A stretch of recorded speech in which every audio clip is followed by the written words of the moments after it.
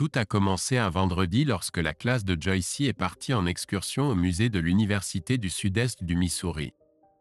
La fille était ravie par les dinosaures, elle avait étudié des livres à leur sujet pendant toute une semaine et avait même convaincu ses parents de regarder des extraits de Jurassic Park.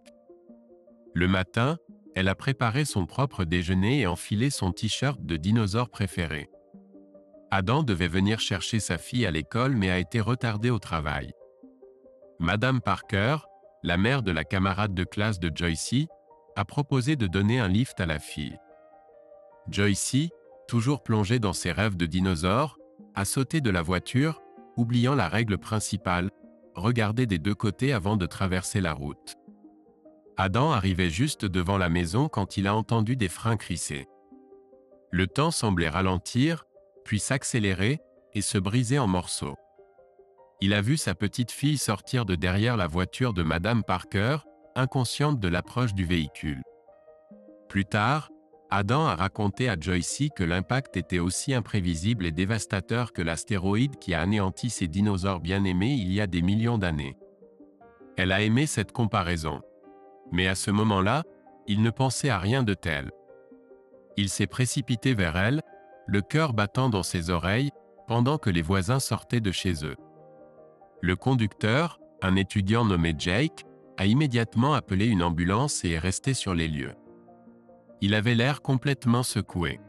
Plus tard, il a rendu visite à Joycey à l'hôpital pour s'excuser et a même lancé une campagne à son université sur la sécurité routière et les piétons. Mais cette histoire ne concernait pas Jake. Adam a accompagné Joycey dans l'ambulance, tenant sa petite main pendant que les secouristes travaillaient. À l'hôpital, elle a été immédiatement envoyée pour des radiographies et une IRM. Elle était toujours inconsciente, et Adam craignait qu'elle ne tombe dans le coma. Les heures s'étiraient comme des années. Enfin, alors que les tests touchaient à leur fin, la petite paléontologue a commencé à reprendre connaissance. Le soulagement qu'Adam a ressenti était indescriptible. Les médecins ont décidé de la garder en observation pour la nuit. Le samedi, Joycey a pu rentrer chez elle. Ils ont eu de la chance, il n'y avait pas de blessures graves. Leur médecin de famille, le docteur Forrester, l'a examinée avant sa sortie. Il a recommandé de prendre rendez-vous pour un suivi dans 3 semaines, expliquant que parfois des problèmes peuvent survenir plus tard, surtout chez les enfants. Quand Adam est rentré chez lui et a serré sa femme dans ses bras, il a senti le parfum frais de savon émanant de son corps. C'était un parfum qui apparaissait généralement juste après une douche. Adam a immédiatement senti que quelque chose n'allait pas, mais il ne savait pas exactement quoi. Ce n'était qu'une bagatelle, mais il y avait trop de ces bagatelles accumulées. Il se souvenait qu'il n'avait pas pu joindre Patricia plus tôt. Sa femme était censée travailler à la maison de retraite, faisant son service habituel. En raison des règles de l'institution exigeant que tous les téléphones portables soient laissés dans un casier spécial pendant le travail, il a appelé le téléphone fixe en se rendant à l'hôpital pour savoir ce qui se passait avec sa femme. C'est alors qu'il a appris qu'en raison d'un ralentissement inattendu du travail à la maison de retraite, tout le personnel régulier avait été invité à utiliser une partie de leurs congés annuels accumulés pour éviter les licenciements. Patricia avait décidé d'utiliser une partie de son temps aujourd'hui. Le petit problème était qu'en partant travailler le matin, elle portait l'uniforme d'infirmière. Ce n'était qu'une bagatelle, mais cela ne s'intégrait pas dans l'ensemble. Adam ignorait qu'elle avait pris sa journée. Si elle prévoyait d'utiliser des congés accumulés, elle en discutait généralement avec lui au préalable. Il se demandait si elle avait accepté un travail privé pour aider quelqu'un en difficulté. La seule chose dont Adam était sûr, c'est que la secrétaire lui avait délibérément menti. Ce n'était qu'une bagatelle, mais cela le hantait. Il a appelé le téléphone portable de Patricia, mais il est tombé sur la messagerie vocale. C'était étrange car d'habitude, lorsqu'elle ne travaillait pas, elle répondait aux appels. Quelque chose clochait, mais Adam ne savait pas exactement quoi. C'était une autre petite chose, mais cela le tourmentait. Il a laissé un message détaillé, expliquant ce qui s'était passé. Adam a demandé à Patricia si la secrétaire lui avait transmis son message. Elle a répondu que dès qu'elle en aurait l'occasion. Elle était occupée avec un patient qui devait être transféré à l'hôpital Saint-Francis, et Adam était dans le sud-est à ce moment-là. Il savait qu'elle mentait, mais il est resté silencieux. Ce n'était ni le moment ni le lieu pour régler leur relation. Deux femmes lui avaient menti aujourd'hui. Adam savait qu'il devait découvrir pourquoi. Ce qui avait commencé comme une journée ordinaire avait conduit à des mensonges et à plusieurs petites choses entre eux qui ne s'intégraient pas dans l'ensemble. La seule chose dont Adam était sûr, c'est que sa femme n'agissait pas comme d'habitude. Il venait de terminer l'examen lorsque Joyce a commencé à reprendre connaissance. Adam était heureux d'être là pour elle en tant que père. Les médecins ont décidé de la garder en observation pour la nuit, car elle avait été inconsciente pendant longtemps. Vers 10 heures du soir, lorsque Joyce s'est endormie, Adam et Tri sont rentrés chez eux, s'arrêtant dans un café en chemin pour grignoter. Après avoir mangé et bu une bière fraîche, ils sont allés se coucher. Le samedi, ils ont pu ramener leur petit ange à la maison. Ils ont eu de la chance qu'il n'y ait pas de blessures graves. Lorsqu'ils sont arrivés à l'hôpital, leur médecin de famille, le docteur Rupert Forrester, examinait déjà Josie. Adam était impressionné par le sérieux avec lequel le docteur Forrester prenait son travail. Avant de partir, il a conseillé de prendre rendez-vous pour un suivi dans 3 semaines, expliquant que parfois des problèmes liés à l'accident pouvaient survenir plus tard. Selon lui, il vaut mieux être prudent dans de telles situations, surtout lorsqu'il s'agit de jeunes enfants. De retour chez eux et installé, Adam a de nouveau demandé à Patricia comment s'était passée sa journée de vendredi. Sa réponse ne l'a pas satisfait. Habituellement, elle aurait partagé si quelque chose de drôle s'était produit ou si un nouveau patient était arrivé à l'hôpital. Ces petits morceaux de communication et d'informations ordinaires manquaient. Ce n'étaient que des broutilles, mais maintenant ces broutilles formaient une certaine image. Peu importe ce que Tri a fait vendredi, il était clair qu'elle ne voulait pas qu'Adam le sache. Il a commencé à se demander pourquoi. Cela l'a amené à revenir sur les dernières semaines pour comprendre s'il avait fait quelque chose qui aurait pu la contrarier. Patricia, si elle se sentait traitée injustement, pouvait en vouloir pendant des semaines. Adam et Tri s'aimaient depuis le lycée. Dès leur première rencontre au collège, il n'y avait personne d'autre pour Adam. Bien qu'ils se soient séparés 3 ou 4 fois, ils finissaient toujours par se retrouver. Patricia avait une mauvaise habitude. Lorsque quelque chose attirait son attention, elle commençait à enquêter pour comprendre ce qui l'intriguait exactement. C'était à ces moments-là qu'ils se séparaient. Adam pensait simplement que c'était une étape de la croissance. Il était sûr que c'était une phase qu'elle dépasserait. Chacune de ces ruptures survenait parce qu'elle s'intéressait à quelqu'un d'autre ou à quelque chose d'autre. Adam était membre de l'équipe de football du lycée Jackson. Elle était Pom-Pom Girl. Ils étaient tous les deux des élèves très populaires. Tout le monde pensait qu'ils devraient être ensemble, mais ils se sont séparés en dernière année parce qu'Adam a réalisé qu'ils n'allaient nulle part. Après l'obtention de leur diplôme, Adam a rejoint les pompiers, grimpant les échelons de sa carrière. Patricia a obtenu un certificat d'infirmière et a commencé à travailler pour devenir infirmière diplômée. C'est la blessure d'Adam lors d'un incendie qui a conduit à leur réunion. 6 mois plus tard, ils se sont mariés. Leur fille avait 2 ans lorsque Patricia est devenue infirmière diplômée. Patricia avait les cheveux noirs jusqu'aux épaules, les yeux bleus et une silhouette très attrayante. Tout le monde l'aimait pour sa capacité à apporter de la joie aux gens. Adam était perplexe devant le fait qu'au fil des années de mariage, il n'avait jamais eu de conflit sérieux ou de problème. Il y a quelques mois, ils envisageaient d'agrandir leur famille. Dimanche, ils et leur fille étaient invités à un barbecue après le déjeuner.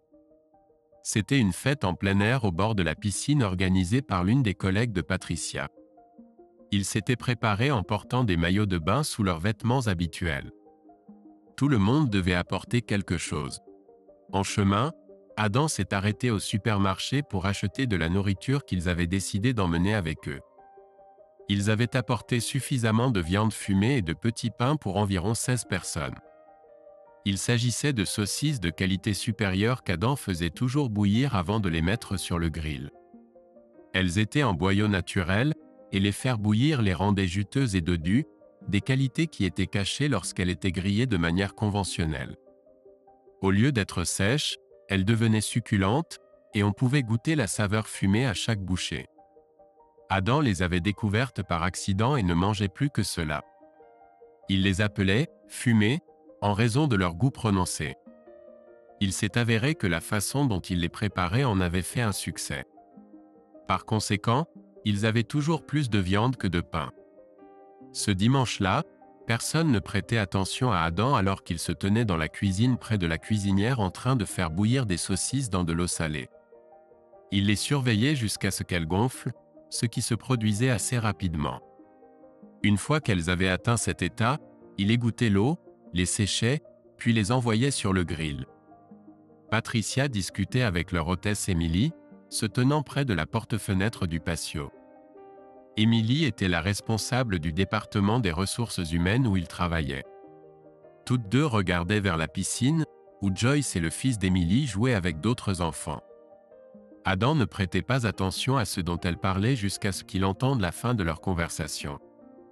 Ce qu'il entendit à ce moment-là le blessa profondément.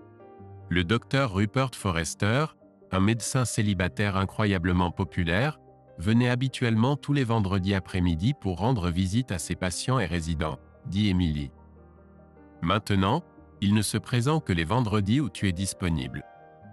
Certains d'entre nous se demandent s'il se passe quelque chose entre vous deux. Si c'est le cas, que devrais-je savoir? Non, pas vraiment, répondit Tri, semblant plus que gênée, comme si elle ne voulait vraiment pas discuter de ce sujet. Adam savait qu'un tel regard signifiait généralement qu'elle avait été surprise en train de faire quelque chose qu'elle ne voulait pas expliquer. Maintenant, il savait que la routine habituelle du vendredi de deux personnes avait soudainement changé. Il savait aussi que Patricia avait une raison très sérieuse pour laquelle elle ne voulait pas que la vérité éclate. Elle cachait quelque chose de très secret, ce qui était inhabituel pour elle. Nous sommes juste des amis professionnels, essaya Patricia Emily sans succès d'expliquer. Il apprécie les rapports détaillés que je lui envoie sur le comportement de son patient atteint d'Alzheimer. Il dit que cela l'aide dans sa prise en charge médicale. Eh bien, ce n'est pas ce dont les gens parlent dans les couloirs, dit Emily. Quoi qu'il se passe entre vous deux, il vaut mieux garder ça secret au travail, sinon les rumeurs sur vous deux ne feront qu'empirer. Je lui en parlerai certainement la prochaine fois que je le verrai. J'ai un autre rendez-vous chez le médecin la semaine prochaine, dit Patricia. Je pense que je ferais mieux d'aller vérifier Joyce. Adam regarda Patricia s'éloigner pour aller vérifier leur fille, qui était dans la piscine. Des mots jaillirent de ses lèvres. Zut, elle ment. Elle n'a pas de rendez-vous chez le médecin la semaine prochaine. Emily l'entendit et se retourna, voyant le choc sur son visage. Son visage pâlit car elle réalisa, comme Adam à ce moment-là, qu'il se passait définitivement quelque chose ici, et Adam n'en savait rien jusqu'à aujourd'hui. « Tu nous as entendus, Adam, n'est-ce pas ?» dit Emily. Adam hocha simplement la tête. « Penses-tu qu'il se passe quelque chose entre eux, hein ?» demanda Emily. « Il y a eu quelque chose ces derniers jours qui ne collait pas, » répondit Adam. Maintenant, après ce que je viens de voir et d'entendre, le tableau est complètement différent. À l'expression sur son visage, il était clair qu'elle cachait quelque chose qu'elle ne voulait pas que personne ne sache. Cela me fait regarder les choses différemment. Peux-tu me dire depuis combien de temps Tri prend un vendredi sur deux de congé? Demanda Adam. Les 3 derniers mois, répondit Emily. Elle a elle-même suggéré ce planning car elle fait beaucoup d'heures supplémentaires. Selon elle, la plupart de ces heures supplémentaires vont aux impôts. Elle prend ce jour de congé pour réduire ses heures supplémentaires et avoir un jour de congé régulier pour des affaires familiales. Nous, au service des ressources humaines, approuvons cela car à long terme cela fait économiser de l'argent à l'entreprise et les employés à temps partiel obtiennent plus d'heures, dit Adam. Une autre question. À quel point Tri et la secrétaire qui répond au téléphone sont-elles proches? Meilleurs amis? Demanda Adam. Pourquoi cette question? Répondit Emily. Lorsque j'ai appelé au sujet de l'accident avec Joyce vendredi, La secrétaire m'a dit que Tri prend des congés annuels accumulés car le travail avance si lentement que la direction a demandé à tout le monde d'être partiellement occupé pour éviter le licenciement des employés à temps partiel. Ils t'ont menti. Nous travaillons à pleine capacité. Il n'y a pas de place pour d'autres, expliqua Adam. Que vas-tu faire? Demanda Emily, en servant à Adam un verre très fort. Tri cache certainement quelque chose. Sa meilleure amie semble l'aider, et apparemment le fait depuis un certain temps. J'espère vraiment que ce que je soupçonne en ce moment n'est pas vrai, dit Adam. Le docteur Forrester est notre médecin de famille. Si mon intuition est correcte, je vais ruiner sa carrière, divorcer de ma femme et obtenir la garde exclusive de notre fille. D'après ce que j'entends, tu n'es pas le seul à penser qu'il se passe quelque chose d'autre, dit Emily. Les infirmières avec qui elle travaille pensent qu'elles sont trop amicales l'une envers l'autre pour que ce soit uniquement des relations professionnelles. Elle semble passer trop de temps dans la chambre du patient lorsque la porte du service est fermée. Si j'apprends quelque chose d'autre, je te le ferai savoir. S'il te plaît, tiens-moi informé. En tant que pompier, nous disons toujours qu'il n'y a pas de fumée sans feu. Peut-être que ce n'est rien de plus qu'une attirance mutuelle qui a été trop loin. Quoi qu'il en soit, j'ai l'intention de découvrir la vérité, dit Adam en chassant la fumée d'un geste de la main. Belle tentative, mais je ne pense pas que ça marchera, dit Emily. J'ai déjà été confronté à cela, et quand notre intuition nous dit quelque chose, cela se révèle généralement vrai. À ce moment-là, Adam commença à croire qu'il était témoin du même schéma de comportement chez Patricia qu'il avait vu au lycée. Si c'était vrai, cela ne signifiait qu'une seule chose. Les yeux de Patricia s'étaient posés sur quelqu'un d'autre. Le docteur Rupert Forrester a rejoint le groupe de partenaires il y a un peu plus de 3 ans pour reprendre la pratique familiale de leur ancien médecin. L'hôpital local lui avait mis des bâtons dans les roues en raison de son âge, et les partenaires du groupe, dont il faisait partie, l'ont pratiquement forcé à prendre sa retraite. Patricia était infirmière diplômée et avait obtenu une licence tout en travaillant à l'hôpital du Sud-Est avant de déménager dans la maison de retraite. L'hôpital du Sud-Est, un hôpital universitaire, voulait paraître plus jeune, et si leur ancien médecin de famille n'allait pas s'automédiquer ou suivre un régime pour obtenir cet aspect, il était temps pour lui de partir. C'est triste quand une organisation médicale place la science et l'image au-dessus du temps et de l'expérience. Pendant les 6 prochaines semaines, Adam travaillait en soirée de 6h à 6h, 4 jours de travail suivis de 4 jours de repos. Il était temps d'obtenir l'aide nécessaire. Si quelque chose se passait vraiment, son emploi du temps lui offrait l'occasion parfaite de faire ce qu'il voulait sans être pris. Le comportement aimant de sa femme suscitait suffisamment de doutes chez Adam pour qu'il franchisse le pas qu'il n'aurait jamais pensé devoir franchir. Avant de mettre la viande fumée sur le grill, il envoya un message texte à l'un des membres de l'équipe avec qui il travaillait régulièrement, lui demandant de l'appeler dans 5 minutes. Adam se tenait à côté de sa femme lorsque le téléphone sonna. Avant de répondre, il dit à Patricia que comme c'était lié au travail, il allait sortir pour parler en privé. Après avoir répondu, il lui demanda d'attendre et sortit dans la cour. Pour dire vrai, il ne le fit que parce qu'il ne voulait pas que Patricia entende la conversation. « Bob, te souviens-tu de l'équipe que nous avons constituée quand nous devions découvrir ce qui se passait avec l'ex-femme de Glenn il y a quelques années ?» demanda Adam. « Bien sûr, je m'en souviens, Adam, ça a très bien fonctionné et ça n'a pas pris beaucoup de temps, » répondit Bob. « Qui a besoin de notre aide cette fois-ci ? Moi. D'après ce que j'ai appris, je crois que cela dure depuis au moins les 3 derniers mois. Tri est l'homme avec lequel je pense qu'elle est impliquée, c'est le docteur Rupert Forrester, dit Adam. Même ses collègues de la maison de retraite pensent qu'il se passe quelque chose. Je le sais car je viens d'entendre l'un des superviseurs en parler avec elle. Il doit y avoir des sentiments sérieux s'il en parle. Quoi qu'il se passe, le responsable du département des ressources humaines a dit à Patricia de calmer le jeu quand ils sont ensemble à son travail. S'il en parle, cela doit durer depuis un certain temps. Je vais commencer à passer des appels et essayer d'organiser notre réunion à la caserne demain quand nous serons au travail, dit Bob. Nos amis du département du shérif seront ravis si nous leur proposons quelque chose d'extraordinaire. N'oublie pas, Adam, nous devrons établir les mêmes règles pour toi que pour Glenn. Lorsqu'il avait élaboré un plan pour aider Glenn après avoir appris qu'il était au courant, ils avaient établi une règle. Il ne devait pas intervenir tant que l'équipe n'avait pas terminé.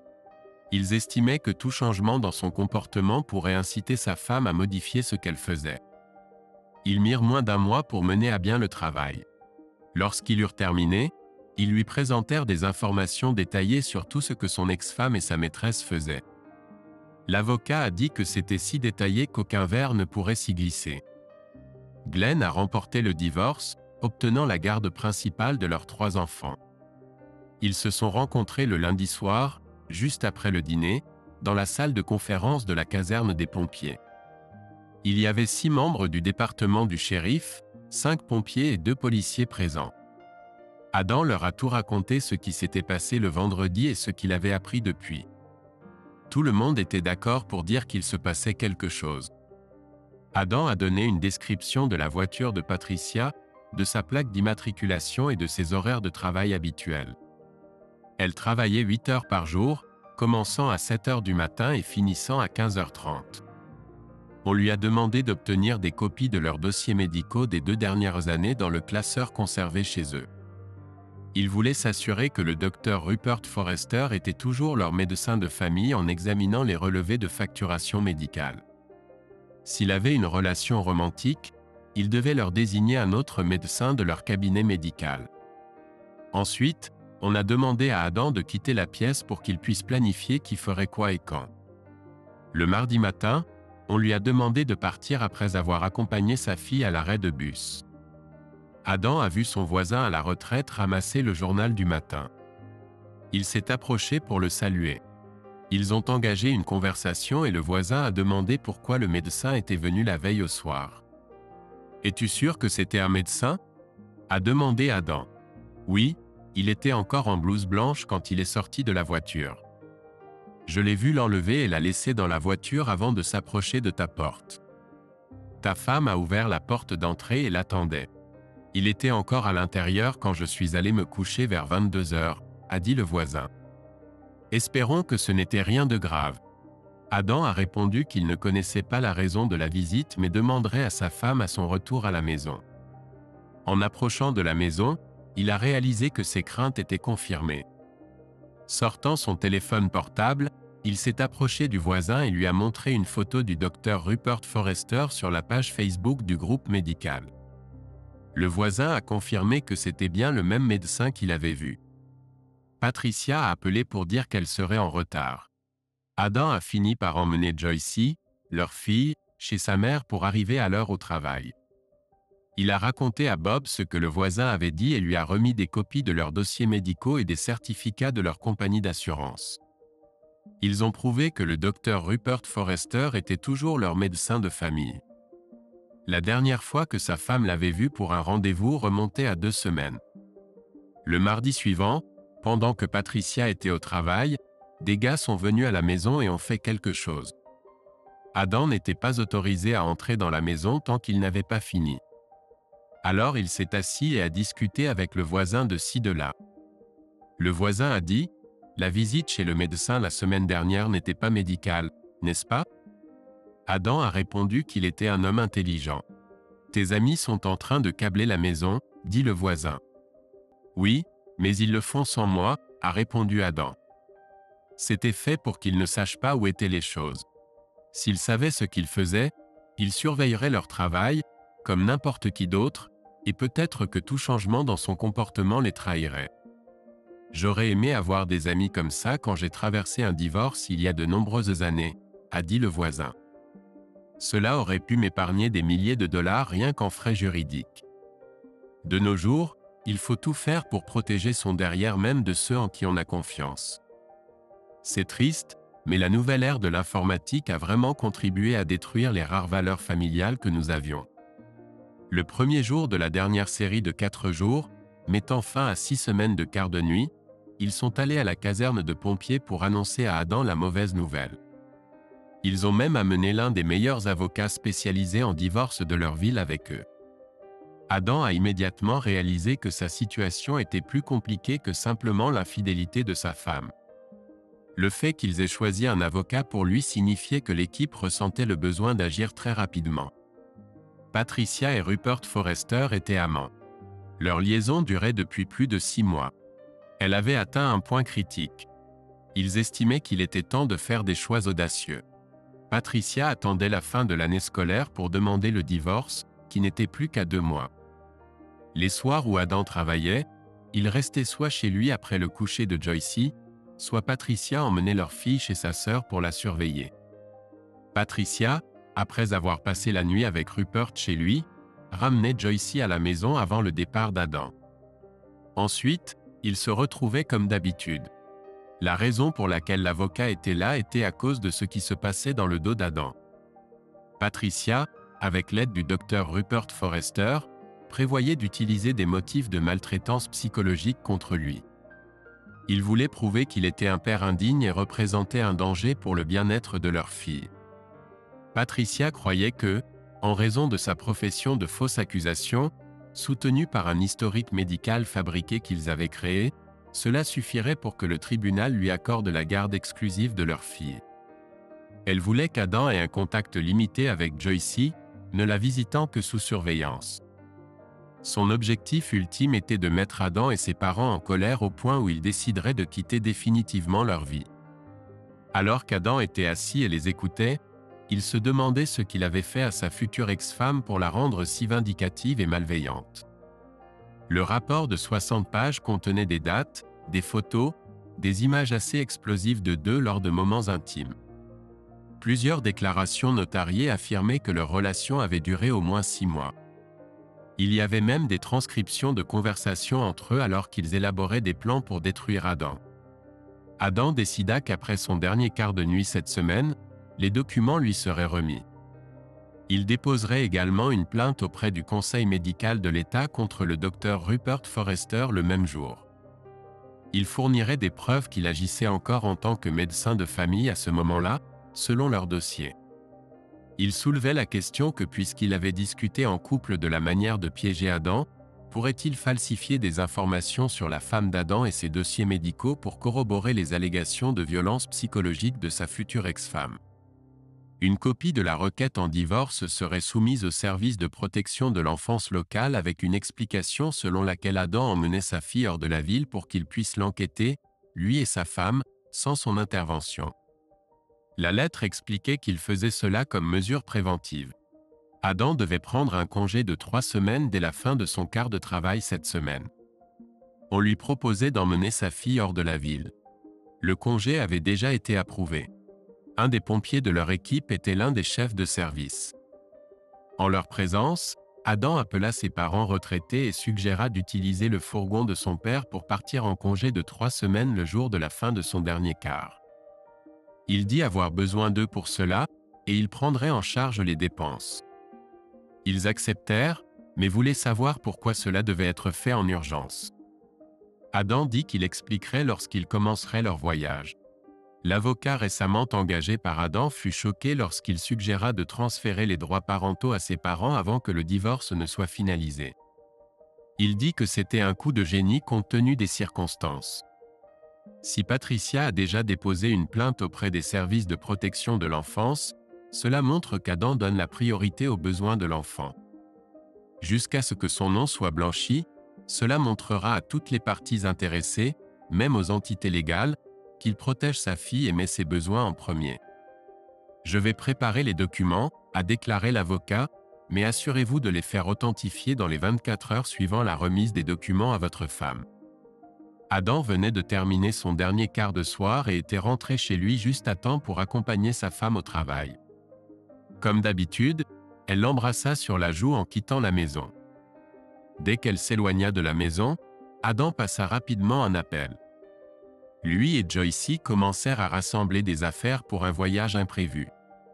À la demande d'Adam, un représentant du département du shérif informa le directeur de l'école de ce qui se passait et pourquoi il devait récupérer sa fille de 6 ans à l'école. Les parents d'Adam arrivèrent à 8 heures du matin. Ils chargèrent les affaires dans la camionnette et à 9 heures, ils étaient déjà sur la route. Par respect, Adam appela Emily pour l'informer de la situation. Elle dit que tant qu'ils étaient tous les deux à la maison de retraite, tout était strictement professionnel après avoir parlé à Patricia. Les rumeurs commencèrent à s'apaiser. Adam expliqua qu'il avait maintenant des preuves que leur liaison avait duré au moins 6 mois. Par conséquent, il devrait lui remettre les documents ce soir pendant qu'elle travaillait. Emily dit qu'elle serait témoin et lui ferait savoir comment tout se passait. Ensuite, Adam rejoignit sa fille dans la grande camionnette des parents. En quittant la ville, il remit l'enveloppe légale avec tous les détails à sa mère. Il lui demanda de tout lire. Son père demanda ce qui se passait. « J'ai récemment découvert que Patricia prévoyait de me divorcer à la fin de l'année scolaire », expliqua Adam. « Ce que maman est en train de lire est ce que nous avons découvert et avons pu prouver.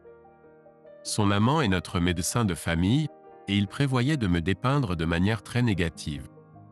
S'il n'avait pas été pris, ils auraient tout arrangé pour que, lorsque nous passerions par le système judiciaire, je ne puisse plus jamais voir Joycey. Nous quittons la ville car dans les prochains jours, les choses vont devenir très explosives pour certaines personnes, dit le père d'Adam.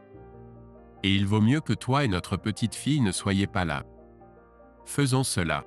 Patricia recevra les documents pendant qu'elle est au travail aujourd'hui, continua Adam. Ce matin, le Conseil médical d'État a reçu une plainte officielle concernant la relation du Dr Rupert avec l'une de ses patientes. Cette dame est ma femme. Je dépose une plainte pour violation éthique possible. Cela inclura des photos très désagréables.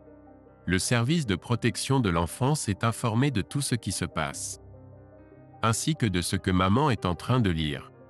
Il perdra sa licence d'exercice pour au moins 1 an, voire plus s'il est reconnu coupable, a déclaré le père. Ces actions entraîneront une enquête approfondie sur tous les médecins de son groupe si votre accusation s'avère vraie. Oh là là, dit la mère d'Adam, ils ont permis à ma petite fille d'assister à leur intimité. Je vais tuer cette sorcière moi-même. Ce médecin peut dire adieu à sa carrière. Le partenariat dans lequel il est sera examiné par toutes les autorités de l'État. Ces 2 idiots se sont mis dans le pétrin, dit le père d'Adam. Patricia aura de la chance si elle obtient des droits de visite supervisés. Adam, toi et Joyce viendrez vivre avec nous à notre retour, dit la mère d'Adam. Si Patricia vient chez moi quand ton père et toi n'êtes pas là, j'ouvrirai la porte avec un fusil à double canon chargé. Plus de bus scolaire. J'accompagnerai Joyce à l'école et la récupérerai tous les jours. Adam adorait sa mère. Elle aimait sa seule petite fille plus que tout au monde. La mère d'Adam était très protectrice envers sa famille. En grandissant, elle combattait ceux qu'elle pensait vouloir nuire à sa famille. Le père d'Adam conduisait la voiture jusqu'à ce qu'ils aient besoin de faire le plein. Cela signifiait que le niveau d'essence était tombé à la moitié. Adam a utilisé sa carte de crédit pour faire le plein, puis a pris le volant. Cela a permis à son père de tout lire lui-même. Il n'en croyait pas la précision du rapport. Adam a dû lui parler du groupe qu'ils avaient formé dans les services de la ville. Il a dit que c'était le 2e divorce sur lequel ils avaient travaillé pour protéger l'un des leurs. Vers 3 heures de l'après-midi, ils se sont arrêtés dans un parc de caravanes pour la nuit, que la mère d'Adam avait réservé. Ces 3 semaines étaient planifiées par elle pour gâter sa petite fille. Après s'être garé et s'être connecté à l'électricité, Adam a pris Joycey et est allé nager dans leur étang. Il revenait tout juste quand le téléphone portable d'Adam a sonné. C'était Emily. « Bonjour, Emily », a dit Adam. « J'espère que ta journée s'est bien passée. »« Adam, nous n'avons pas eu une journée aussi excitante depuis plusieurs mois », a répondu Emily. « Grâce à toi. Nous avons reçu un message cet après-midi indiquant que le Dr Rupert Forrester a été suspendu de l'exercice professionnel en attendant la fin de l'enquête de la commission médicale de l'État.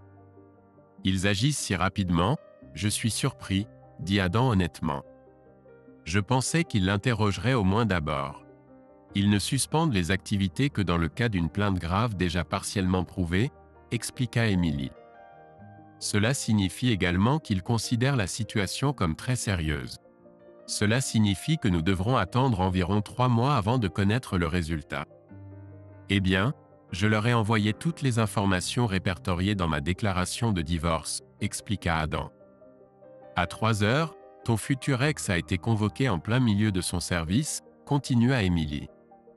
J'avais averti la sécurité de s'attendre à lui et de me contacter avant de le laisser entrer. Quand il est arrivé, je l'ai escorté jusqu'au département où travaillait Patricia. Le jeune homme lui a demandé si elle était Patricia Grayson, et quand elle a répondu oui, il a dit « Félicitations, vous êtes convoquée ».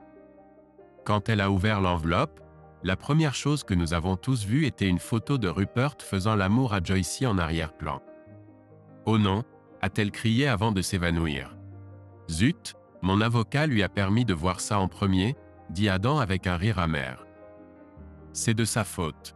Est-ce que l'État a reçu une copie de cette photo ?» demanda Emily. « Probablement de la même manière, si je connais bien mon avocat, » répondit honnêtement Adam. Alors l'État n'avait vraiment pas le choix. Le docteur Rupert Forrester avait une liaison avec une patiente, dit Emily.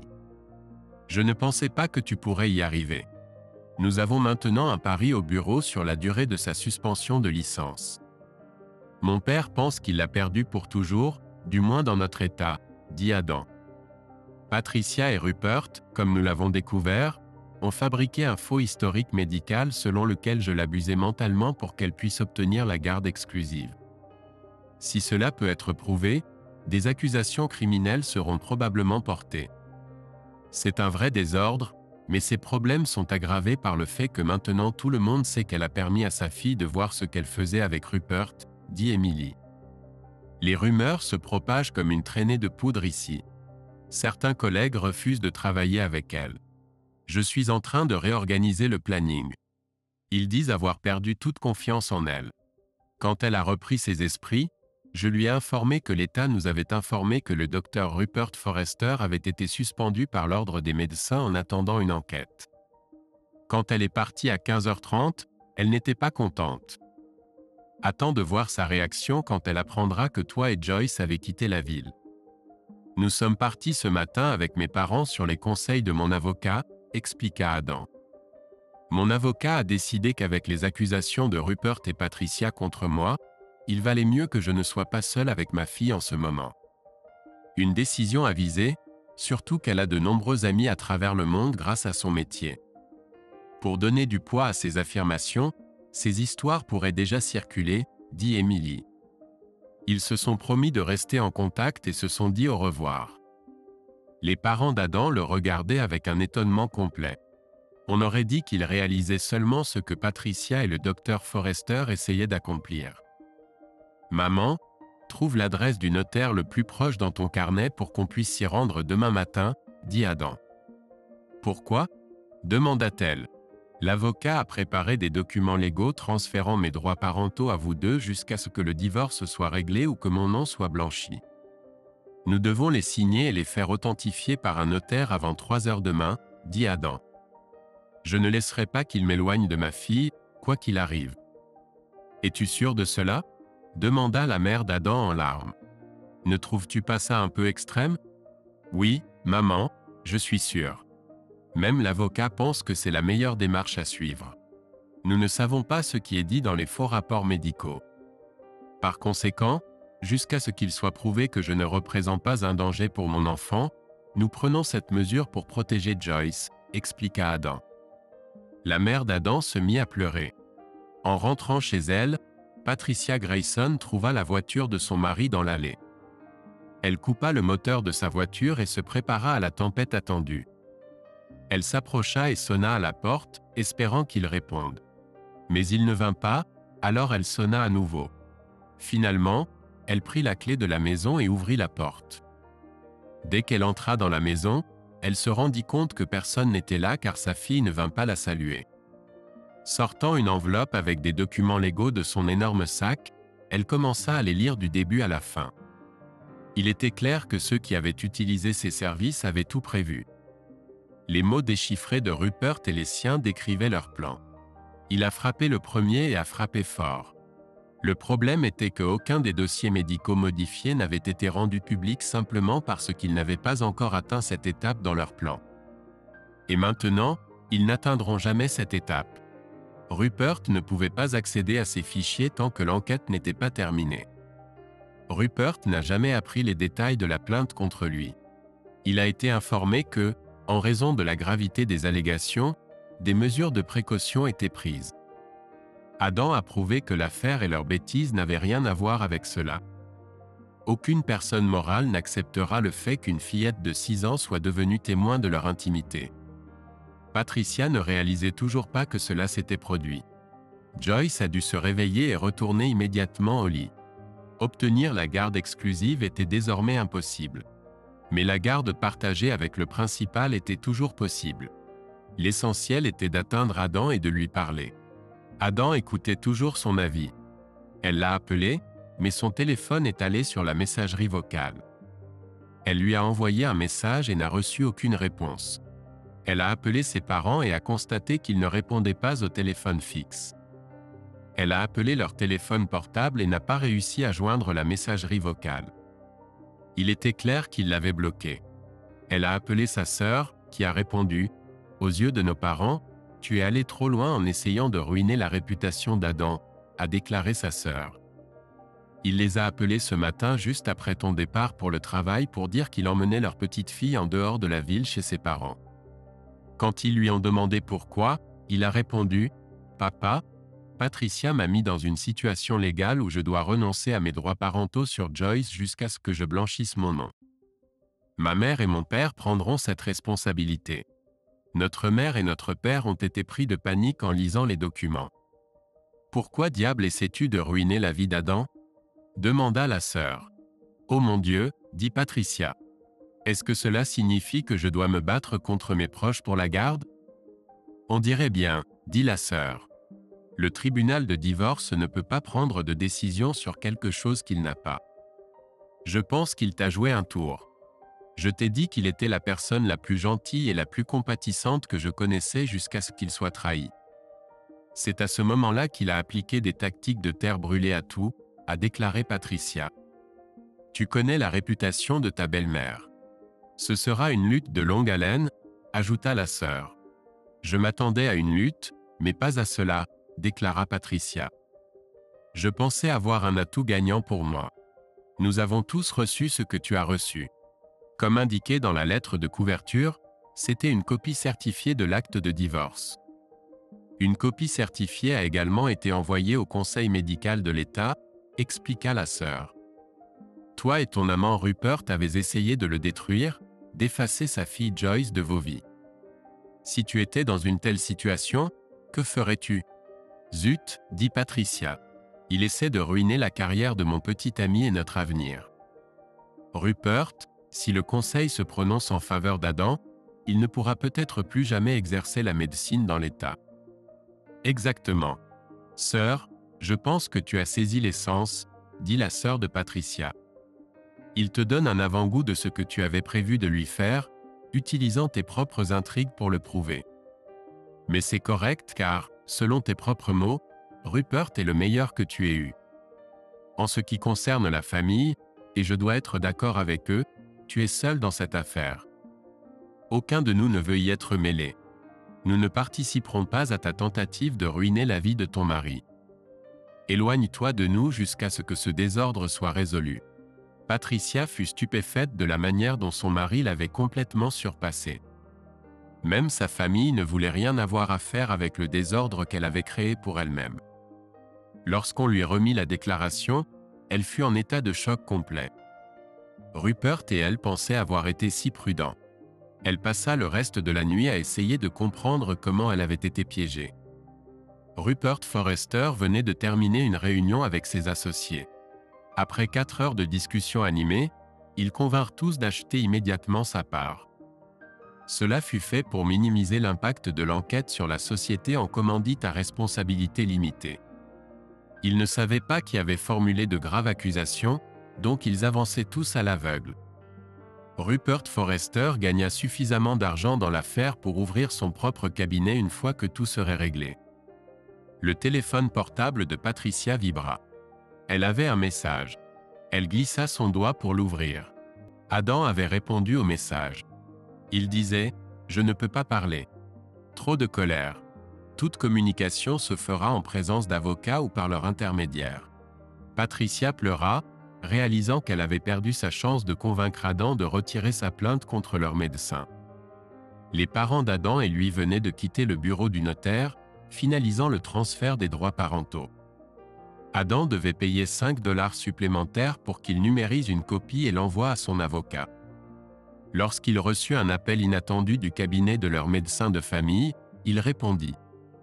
Des représentants de l'État étaient présents, et le nom d'Adam ne figurait pas dans les dossiers médicaux de l'ordonnance du tribunal qu'ils avaient reçue. L'infirmière avec qui il parla demanda son consentement pour transférer les dossiers à eux. Il l'accorda et demanda s'il recevrait les dossiers de sa femme et leurs factures. Elle répondit que tout concernait sa famille. La mère d'Adam avait bien planifié leur voyage, trouvant quelque chose pour que Joycey en profite chaque jour. Cela lui rappelait ces moments spéciaux de leur enfance. Ils se sont garés tôt encore une fois. L'humidité n'était pas trop élevée, et Adam rejoignit son père pour préparer le dîner sur le barbecue extérieur.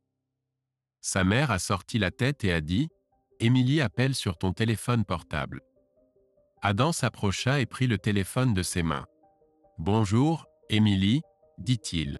« Je suis un peu surpris de t'entendre si tôt. Grâce à toi, nous avons passé une autre journée intéressante, dit Émilie avec un léger rire dans sa voix. Patricia a passé environ 1 heure à être interviewée par des représentants de l'État aujourd'hui. Ils ont utilisé notre notaire interne pour enregistrer, témoigner et certifier ses déclarations. C'est vraiment intéressant, dit Adam. Y a-t-il autre chose que je devrais savoir? À la fin de la réunion, elle m'a dit qu'elle devrait comparaître devant le conseil des infirmières pour un examen complet. Elle a été convoquée à cause de son comportement, dit Émilie. Elle sera très probablement mise en probation pendant 6 mois. Comment cela affectera-t-il son travail? Demanda Adam. Étant donné que ce qu'ils ont fait ne s'est pas produit à cet endroit, pas grand-chose, dit Émilie. Cela signifie que je devrais la surveiller et signaler tout comportement suspect. Pendant les 6 prochains mois, Patricia aura les meilleurs rapports quotidiens sur nos patients dans toute l'organisation. Mais si elle est mise en probation, nous la mettrons de nuit pendant tout ce temps. Adam se mit à rire. Patricia détestait les quarts de nuit car il tuait sa vie sociale. Il expliqua que ses parents essayaient de rendre ce moment spécial pour Joycey. Ils ont parlé encore quelques minutes, et Adam a promis de l'inviter à dîner à son retour. Pendant le dîner, la mère d'Adam lui a demandé ce qu'il savait sur Émilie. Il a répondu qu'il ne savait pas grand-chose.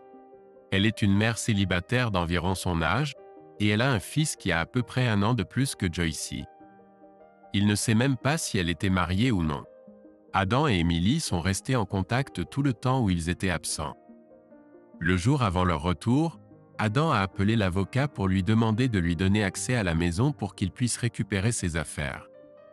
C'est alors qu'il a découvert que Patricia avait quitté la maison, emportant tout ce qu'elle voulait. Maintenant, elle vivait avec Rupert. Ils sont rentrés quelques jours plus tôt pour qu'Adam puisse s'occuper de certaines choses nécessaires. Ainsi, le vendredi matin, ils ont de nouveau chargé la camionnette. Lorsqu'Adam a raconté cela à ses parents, ils ont trouvé cela absurde. Par conséquent, ils l'ont déposé chez lui tôt le matin. Emmenant la petite Joycey avec eux, ils se sont dirigés vers leur nouvelle maison. La première chose qu'Adam a faite a été de tondre la pelouse. Dès qu'il eut fini, un voisin s'approcha avec une bière froide. Tout ce qu'il put dire fut « Bien joué. Ton divorce a été rapporté dans les actualités locales. » Adam appela un serrurier pour changer toutes les serrures. Il passa la journée à nettoyer le désordre laissé par Patricia. Il appela sa mère et lui demanda si elle avait besoin de quelque chose de la maison. Elle répondit « Non, juste le reste de tes vêtements et ceux de Joycey. » Ce qui restait, il décida de le vendre avec la maison. Adam chargea toutes les conserves et produits surgelés restants et les emmena à la banque alimentaire. Ensuite, il revint pour vider le réfrigérateur. Il ramena les articles chez lui, et sa mère lui fit laisser tous les vêtements dans la buanderie. Elle voulait que tous les vêtements soient lavés avant de les utiliser, au cas où quelque chose aurait été fait dessus.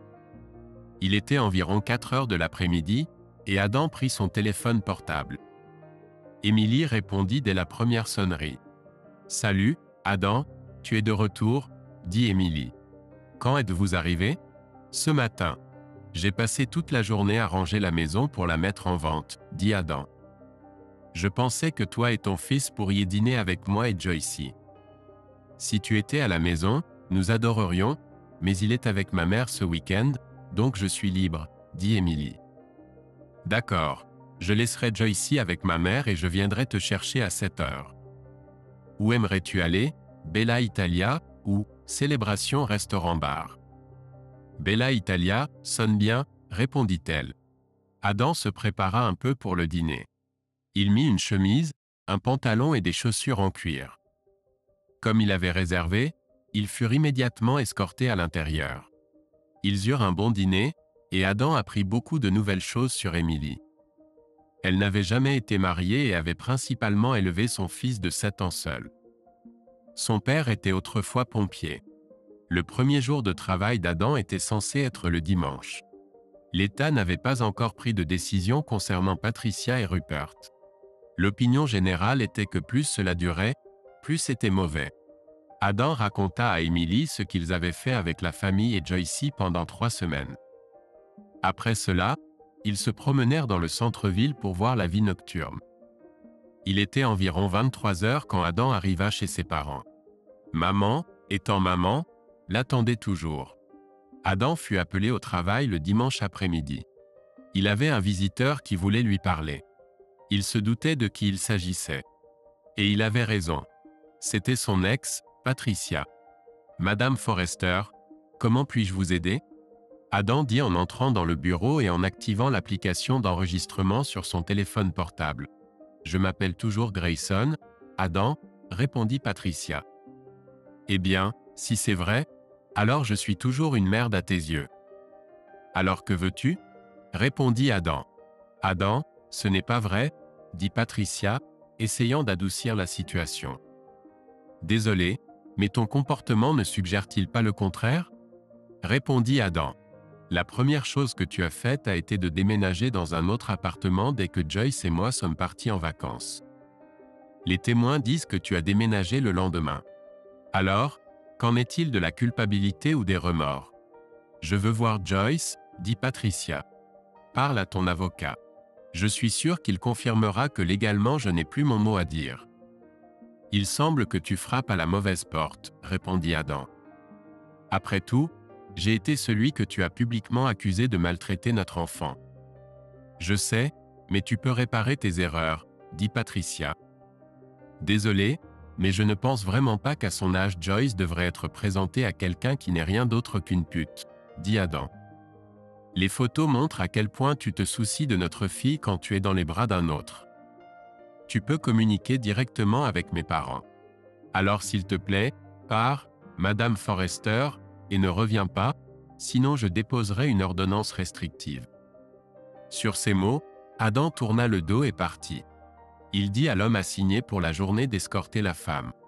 Il éteignit l'application et appuya sur « Enregistrer ».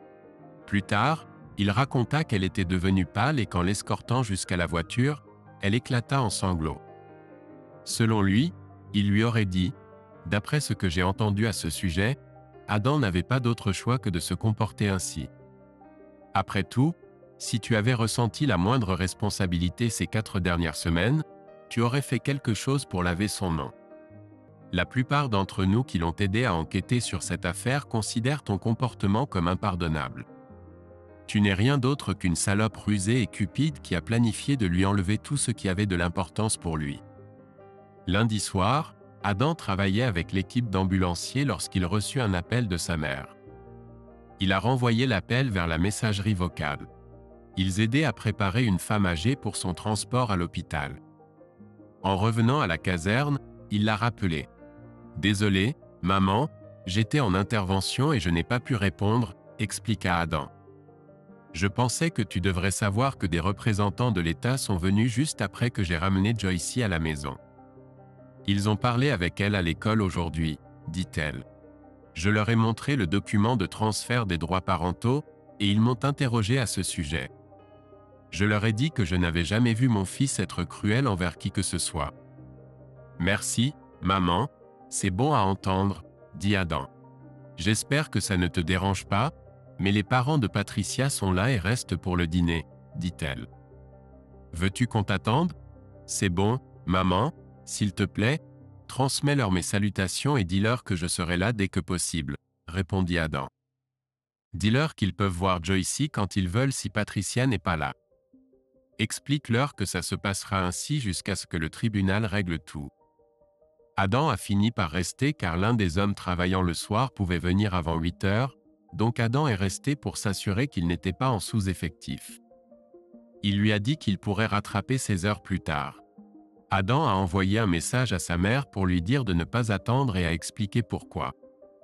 Il s'apprêtait à monter dans sa Ford Escape et rentrer chez lui quand il a reçu un appel du père de Patricia. « Salut, papa, comment était le dîner ?» dit Adam. « Super, ma femme et moi avons beaucoup apprécié, » dit le père de Patricia.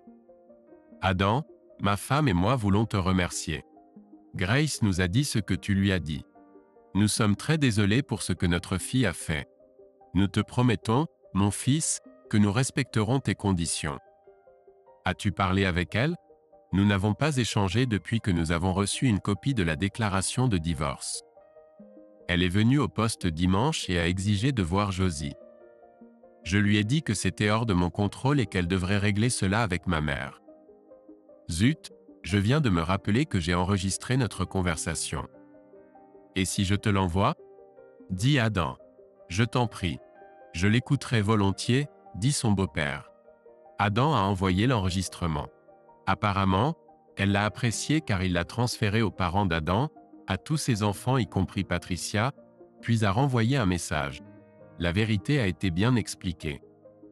C'était une chance qu'Adam vive à la campagne car le lendemain, il a découvert qu'il avait rendez-vous avec le juge Donald McDonald vendredi à 13 heures. Le juge le plus strict et le plus intègre que cette région ait jamais connu. Dans son tribunal, vous aviez le droit d'être un fanatique ou un scélérat, mais si vous l'étiez, il vous traitait en conséquence.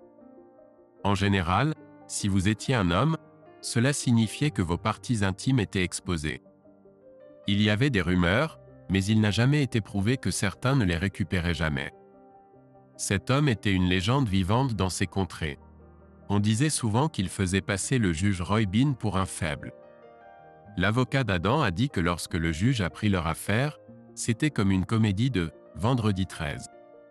Tu devais surveiller tes paroles et être prêt à répondre à ces questions quand il serait prêt, sinon tu devrais affronter les conséquences. Le juge ne tolérerait pas la diffamation et les insinuations. Il voulait des faits. En les connaissant, il présenterait leur défense. Tout le monde s'est rassemblé en un seul endroit alors que le juge prenait place sur le banc. L'avocat de Patricia voulait obtenir des droits de visite pour Josie. Pour ce faire, il devait annuler la résiliation des droits parentaux d'Adam. L'avocat d'Adam a souligné qu'Adam avait volontairement renoncé à ses droits parentaux en faveur de ses parents en raison des accusations portées par sa femme et son amant. Adam Grayson a avalé son orgueil et a mis les besoins de sa fille Josie en premier. Il n'a pas été seul avec son enfant depuis qu'il a appris les accusations portées contre lui en raison de la situation dans laquelle sa femme l'a mis. Nous avons enregistré la conversation, que nous avons été témoins. Adam a expliqué que Patricia devrait traiter avec ceux qui ont des droits parentaux, à savoir ses parents, a déclaré l'avocat d'Adam. Le juge a demandé à écouter la conversation, alors l'avocat d'Adam a pris son téléphone et ils ont diffusé l'enregistrement à travers le système d'amplification sonore. Tout le monde pouvait l'entendre. Patricia n'était pas ravie de devoir l'écouter à nouveau. Ensuite, l'avocat d'Adam a présenté une déclaration notariée d'un témoin qui a raconté la suite de l'histoire après le départ d'Adam. Le juge a demandé à voir le document concernant le transfert des droits parentaux, et l'avocat d'Adam lui en a remis une copie. Un léger sourire est apparu sur ses lèvres en le lisant. Se tournant vers l'avocat de Patricia, il a dit « Est-il vrai que juste parce que son ex-femme l'a accusé de maltraitance émotionnelle, il a fait ce qu'il estimait nécessaire de faire ?» L'avocat de Patricia a répondu « Oui, mais elle était sous une intense pression émotionnelle à l'époque. Maintenant qu'elle est sortie de cette relation, elle a retrouvé son équilibre. L'affaire est-elle en cours d'investigation comme on me l'a expliqué? A demandé le juge. Oui, elle est en cours d'investigation, mais il n'y a pas encore de décision ou de jugement, a déclaré l'avocat de Patricia. Je vais lire ce qui est indiqué dans le document concernant la résiliation des droits parentaux, a déclaré le juge. 2 agences mènent l'enquête, n'est-ce pas? Il y en a 3, la Commission médicale d'État, le Service de protection de l'enfance et la Commission d'infirmières de l'État, a expliqué l'avocat d'Adam. Depuis combien de temps cela dure-t-il? A demandé le juge MacDonald. Environ 1 mois, a répondu l'avocat d'Adam. Au vu de la durée de l'enquête, il ne s'agit pas simplement d'une simple affaire de « il a dit, elle a dit ». N'est-ce pas? Demanda le juge. À la page 32, dans les 2e et 3e paragraphes de la déclaration de divorce d'Adam Grayson, il est expliqué pourquoi les 3 commissions examinent encore ce dossier, dit l'avocat d'Adam. Tout le monde regardait pendant que le juge le sortait du dossier et le lisait. Son visage prit une expression sérieuse. Il mit les papiers de côté. Regarda l'avocat de Patricia. Permettez-moi de préciser que le divorce ne peut être accordé tant que les 3 enquêtes ne sont pas terminées. Je ne vais pas m'immiscer dans une enquête qui pourrait entraîner des accusations criminelles. D'après ce que j'ai lu, il semble qu'une partie dans cette situation soit ici à cause des actions criminelles possibles des autres. Je dois considérer cette possibilité. Peut-être que les plaintes d'une partie contre l'autre sont fausses, dit le juge Donald MacDonald. La résiliation des droits parentaux de M. Adam Grayson reste en vigueur. Je tiens à reconnaître la sagesse qu'il démontre devant le tribunal à travers ses actions. Il faut être un parent spécial pour prioriser les besoins d'un enfant. Il a fait cela pour protéger à la fois l'enfant et lui-même. Le comportement des 2 parents biologiques envers l'enfant a été remis en question à cause des actions de l'un d'eux. Il a jugé préférable de se retirer de l'équation. Par conséquent, je dois convenir que tant que nous n'aurons pas vu les rapports de l'État, aucune décision finale ne pourra être prise. La plainte de Madame Patricia Grayson concernant les visites doit être présentée à un autre tuteur légal de l'enfant, ce qu'il n'est pas. L'audience est close, dit le juge. L'expression de Patricia en disait long. Elle n'aimait pas que ce qu'Adam avait fait soit considéré comme légal. Patricia était furieuse car elle détestait perdre. Alors qu'il quittait la salle d'audience, elle s'approcha d'Adam. « Adam, comment as-tu découvert la vérité ?» demanda Patricia. Ce n'étaient que des détails qui ne correspondaient pas entre l'accident avec Josie et le barbecue chez Emily, répondit Adam. Te rappelles-tu de cet appel téléphonique que j'ai reçu ce dimanche? Demanda Patricia. Oui, et alors? J'ai vite compris que ton comportement était le même que celui du lycée quand tu t'intéressais à quelqu'un d'autre, dit Adam. Cet appel était une réponse à un message que j'avais envoyé quelques minutes avant. À la fin de l'appel, tu étais déjà sous surveillance. Le visage de Patricia devint complètement pâle. Il ne lui était jamais venu à l'esprit qu'elle s'était trahie. Jusqu'à ce moment-là, elle pensait que quelqu'un l'avait dénoncée. En prêtant attention aux détails, finalement toute l'histoire se dévoile, dit Adam avec un sourire. En considérant à quel point tu es méticuleux avec tes patients, tu aurais dû le savoir. Il n'avait pas besoin de le lui dire, mais il appréciait vraiment d'aller au fond des choses. Cela la rendait encore plus en colère car Adam affichait le plus grand sourire sur son visage. En sortant du tribunal, Adam entra dans les toilettes pour hommes et tomba sur le juge. Il remercia le juge pour sa décision. Ce fut un plaisir, juge MacDonald, dit Adam. Quand j'ai lu les faits, tout était assez clair. Juste une question, est-ce que votre avocat vous a suggéré de faire cela? Non, c'était moi, dit Adam. Connaissant ma femme, j'ai compris qu'elle ferait ou dirait n'importe quoi pour aggraver ma situation. J'ai réalisé que je m'étais enfermé dans des limites qu'elle pensait pouvoir contrôler. Un ami m'a dit que, en raison de sa profession, elle connaît de nombreuses personnes influentes qui pourraient influencer l'issue de la situation. Je l'ai fait pour me sortir de cet état par le seul moyen disponible pour moi. Si vous n'aviez pas fait cela, elle aurait obtenu non seulement des droits de visite mais aussi des droits de garde en raison de la gravité des accusations portées contre vous, dit franchement le juge. Votre coup préventif a mis fin à tout cela. J'espère que votre nom sera bientôt blanchi. Moi aussi, j'espère. Le samedi soir, des danses dans le style des années 60 étaient organisées dans l'un des pavillons de la foire. Adam avait quelques billets. Il appela Emily et lui demanda si elle voulait y aller. Elle dit qu'elle adorerait, mais qu'elle devait d'abord dîner avec ses parents. « Voudrais-tu y aller avec Joyce ?» demanda-t-elle. Adam accepta. C'était intéressant. Cela faisait longtemps qu'il n'avait pas apprécié parler à son père excessivement attentionné. Joyce et le fils d'Emily, Terry, s'entendaient bien. Le père d'Emily semblait un peu l'agacer. Adam pense qu'elle l'a remarqué car il l'a entendu dire à son père de reculer. « Je sais qu'Adam est un homme bon et honnête, » dit Emily. « Comment diable sais-tu quel genre de personne il est ?» grogna son père en réponse. « Papa, » dit Emily, « il travaille à la caserne numéro 3. » Il réfléchit un instant, puis sourit et dit « Oh, zut, pourquoi ne me l'as-tu pas dit plus tôt ?» Il tendit humblement la main et dit que les pompiers ont besoin d'un certain type de personne pour travailler en tant que pompier. Maintenant je sais que tout ce qu'ils disent sur toi est absurde. Tu es toujours le bienvenu ici.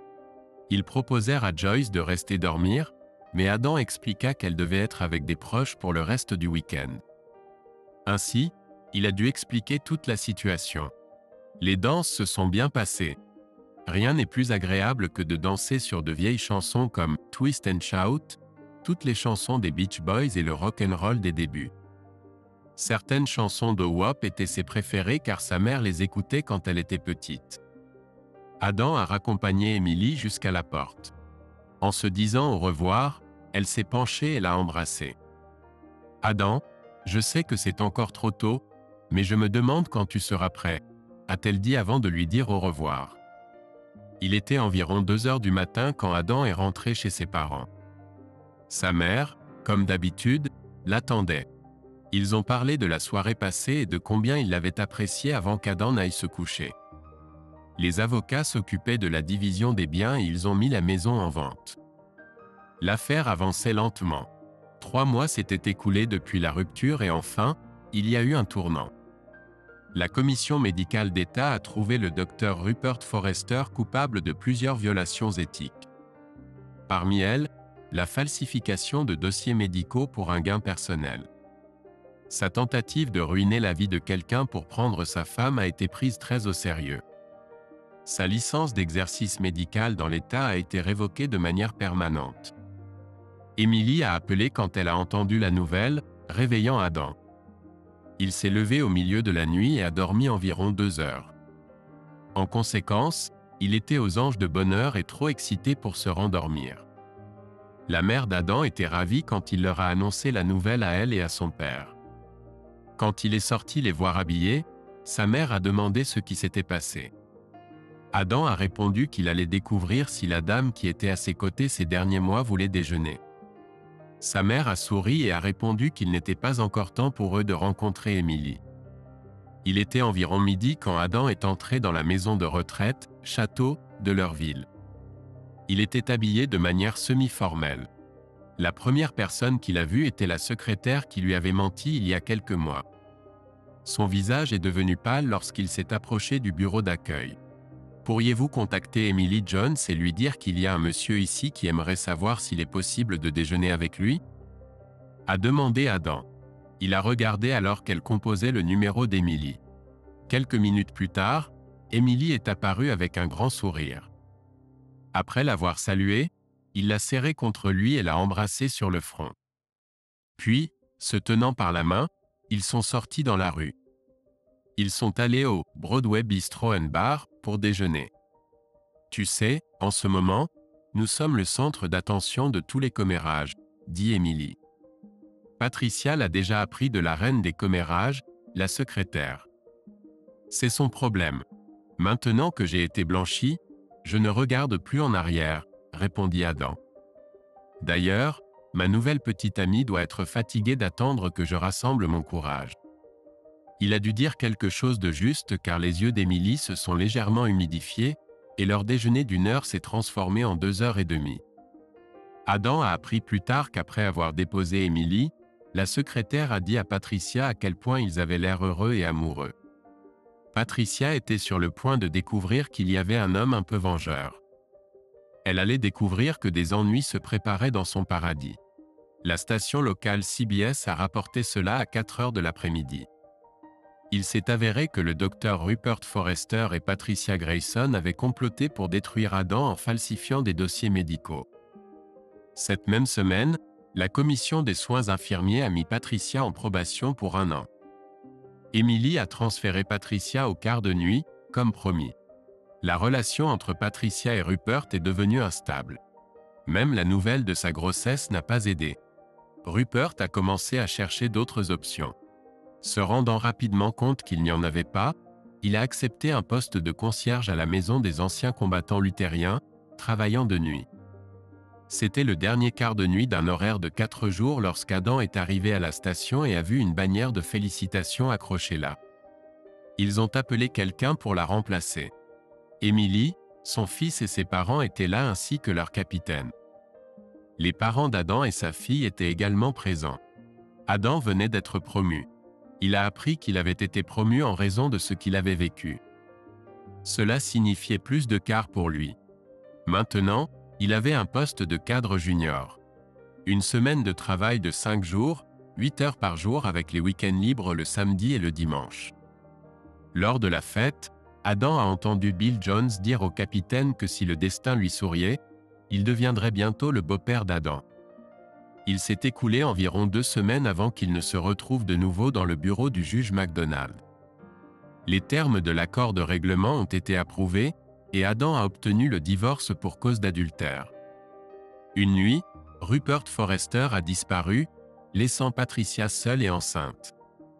Pendant le week-end de la fête du travail, Adam a emmené Emily se promener dans l'un des parcs d'État locaux 1 heure avant le coucher du soleil. Il avait une petite affaire à régler.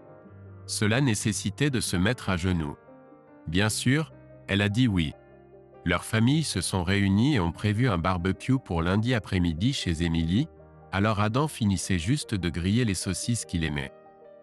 Quand la mère d'Emily, Odessa, a vu la bague de fiançailles et s'est précipitée dans les bras d'Adam, il était en train de les distribuer. « Quand comptais-tu me le dire ?» demanda Odessa à sa fille. Après avoir fini de manger, répondit Emily, souriant largement. Bill vit le regard dans les yeux de sa femme et lui demanda bruyamment « Qu'est-ce qui se passe ?» Tout le monde se figea car il avait attiré l'attention de tous. « Ce n'est rien, Emily et Adam se sont fiancés et prévoient de se marier, » dit Odessa. Ils se sont mariés 1 semaine avant Halloween. Patricia a maintenant le droit de voir Josie quand elle est chez ses parents. Personne ne sait que maman, papa et Adam ont légalement retrouvé leurs droits parentaux. Patricia doit accepter le fait qu'une de ses patronnes est désormais la femme de son ex-mari. Et dans l'ensemble, on peut dire qu'elle n'est pas une personne très heureuse.